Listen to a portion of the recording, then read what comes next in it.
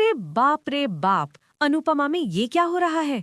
मतलब एक तरफ इतनी प्यारी सी अंताक्षरी चल रही है जहां हमारी राही ने गाना गाकर अनुपमा का दिल जीत लिया, तो दूसरी तरफ मोटी बा के घर में महाभारत छिड़ गई है। नमस्ते दोस्तों, मैं हूं आपकी अपनी पूजा और आप देख रहे हैं ड्रामा क्वीन पूजा। आज तो अनुपमा के एपिसोड ने सही में इमोशंस का रोलर कोस्टर बना दिया है। तो कुर्सी की पेटी बांध लीजिए, क्योंकि हम करने वाले हैं इस मसालेदार एपिसोड का पूरा पोस्टमार्टम। तो कहानी की शुरुआत होती है एक बहुत ही प्यारे मोमेंट से। बस में चल रही है अंताक्षरी और हमारी राही, जो हमेशा मुंह फुलाए रहती है, वो गा रही है। और क्या गा रही है! अनुपमा की तो जैसे खुशी का ठिकाना ही नहीं रहा। उसे देखकर ऐसा लगा मानो सालों की तपस्या पूरी हो गई हो। फिर प्रार्थना ने बिंदी निकाली तो ख्याति ने उस पर ही गाना शुरू कर दिया। सब हैरान थे, लेकिन अनुपमा ने उसे पूरा सपोर्ट किया। यही तो है हमारी अनुपमा की खासियत, सबको जोड़ कर रखना। सब कितने खुश थे, ऐसा लग रहा था कि ये ट्रिप वाकई में सारे गिले शिकवे मिटा देगी। लेकिन ठहरिए, कहानी में ट्विस्ट तो अब आने वाला है। दूसरी तरफ कोठारी हाउस में हमारी मोटी बा का ड्रामा मीटर हाई हो चुका है। वो शाह परिवार पर ताने कस रही हैं कि जब भी ये लोग आते हैं घर में क्लेश होता है। अरे मोटी बा, क्लेश तो आपके दिमाग में चल रहा है। शुक्र है पराग का, जिसने मोटी बा को आईना दिखा ही दिया। उसने साफ साफ कह दिया कि शाह परिवार की वजह से नहीं, बल्कि हम खुद झगड़ा करते हैं। बाबूजी तो इतने सीधे हैं कि वो बेचारे कह रहे हैं कि हम ही चले जाते हैं। अंश को भी बुरा लग गया कि प्रेम का मान रखने आए थे और यहाँ अपमान मिल रहा है। पराग ने तो एकदम सही स्टैंड लिया। उसने मोटी बा से कह दिया कि आप यहीं रहिए, हम सब शाह हाउस जाकर खाना बनाएंगे और खाएंगे। सोचिए मोटी बा का चेहरा कैसा हुआ होगा, एकदम हक्का बक्का। लेकिन हमारे प्रेम ने सिचुएशन को संभाला और कहा कि बाबूजी की दवाई का वक्त है, तो यहीं खाना खाकर जाएंगे। ये देखकर मुझे तो बहुत मजा आया। मोटी बा को लगा था कि वो सबको अपनी उंगलियों पर नचाएगी, लेकिन यहाँ तो पासा ही पलट गया। और बस में एक और खूबसूरत पल देखने को मिला। सब लड़कियां थककर सो गईं और नींद में राही का सिर अनुपमा के कंधे पर आ गया। अनुपमा की आंखों में जो खुशी और सुकून था वो देखने लायक था। देविका ने तुरंत इस पल को अपने कैमरे में कैद कर लिया। अनुपमा उस तस्वीर को देखकर राही के बचपन में खो गई। वो सोचने लगी कि शायद ये सफर उन दोनों के बीच की दूरियों को कम कर देगा। उसने वो तस्वीर अपने फोन के कवर के पीछे लगा ली। कितना छोटा सा पल था, लेकिन कितना कुछ कह गया, है ना? एक माँ के लिए इससे बड़ी खुशी और क्या हो सकती है। उधर कोठारी हाउस में चाय पर चर्चा नहीं, बल्कि चाय पर तमाशा हो रहा था। मोटी बा गुस्से में चाय बनाने चली गई, जैसे कि बहुत बड़ा एहसान कर रही हूँ।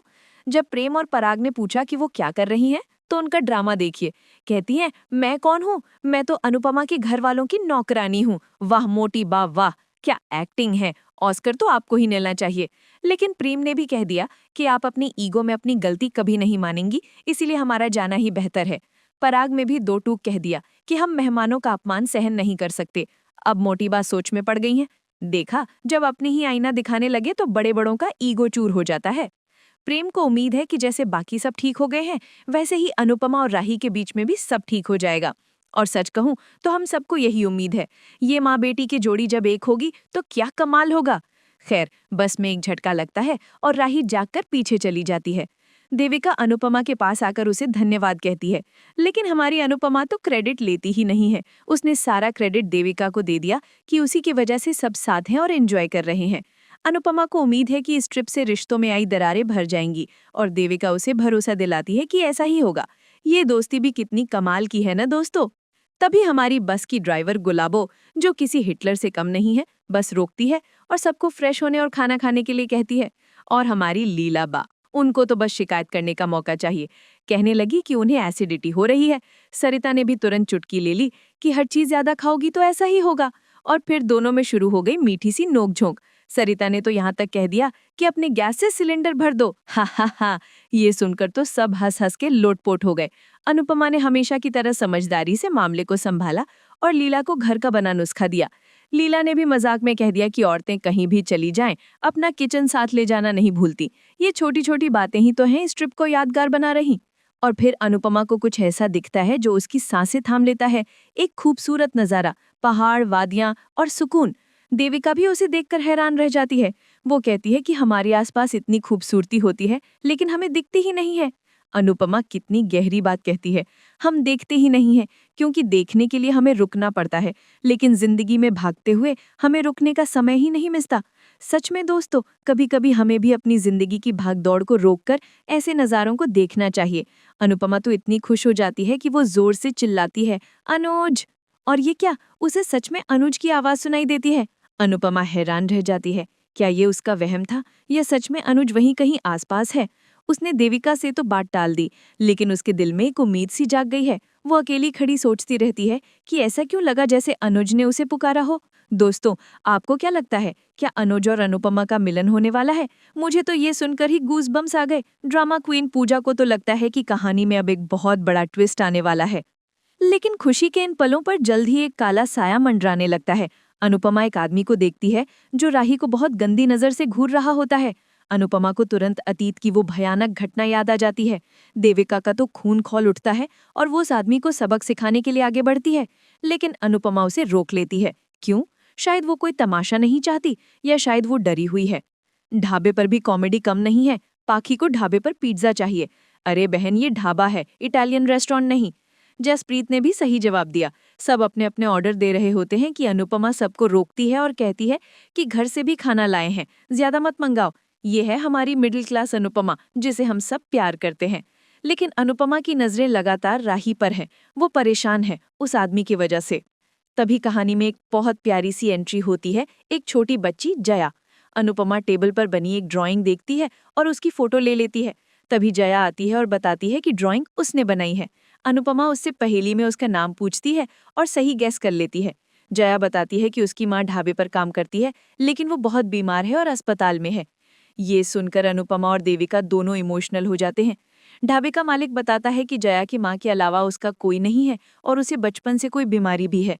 ये देखकर अनुपमा को देविका की पुरानी बात याद आ जाती है। सालों पहले जब देविका ने कहा था कि उसे बच्चे नहीं चाहिए, अनुपमा ने तब कहा था कि जब माँ बनोगी तब पता चलेगा, जब बच्चा गले लगता है तो सारी थकान दूर हो जाती है।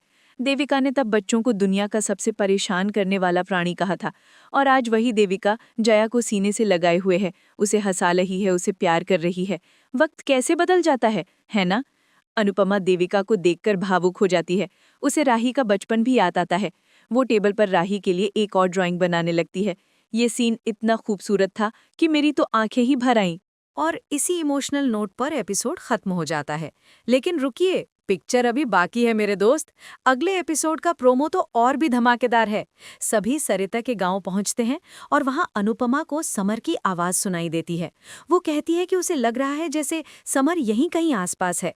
देविका कहती है कि शायद समर उससे कुछ कहना चाहता है या उसका इस गांव से कोई कनेक्शन है। और फिर रात में समर सच में अनुपमा के सामने आता है। क्या ये अनुपमा का सपना है या सच? क्या समर का भूत लौट आया है? इस गांव में ऐसा क्या राज दफन है? ये जानने के लिए तो हमें अगला एपिसोड देखना ही पड़ेगा।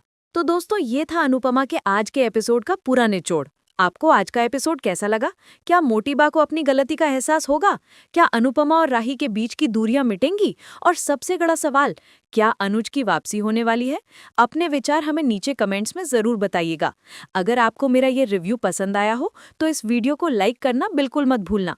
और हाँ, अनुपमा के ऐसे ही मजेदार और चटपटे अपडेट सबसे पहले देखने के लिए आपके अपने चैनल ड्रामा क्वीन पूजा को सब्सक्राइब जरूर कर लेना। मैं पूजा आपसे मिलूंगी अगले एपिसोड की गर्मा गर्म खबर के साथ। तब तक अपना ख्याल रखिए। Bye bye.